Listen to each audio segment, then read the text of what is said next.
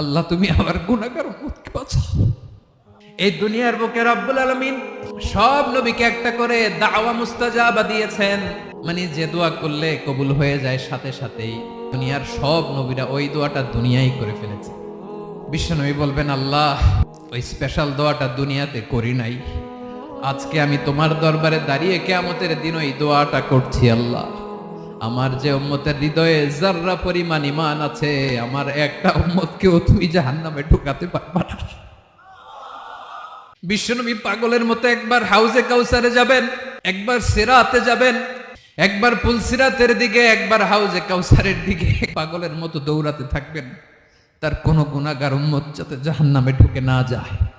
উম্মতি বিশ্বনবী আমার জন্য কাঁদবেন, আপনার জন্য কাঁদবেন, আমাদের জন্য সেদিন কেঁদে কেঁদে জাহান্নামের দরজায় দাঁড়িয়ে আমাদেরকে টেনে টেনে জান্নাতে ঢুকাবেন।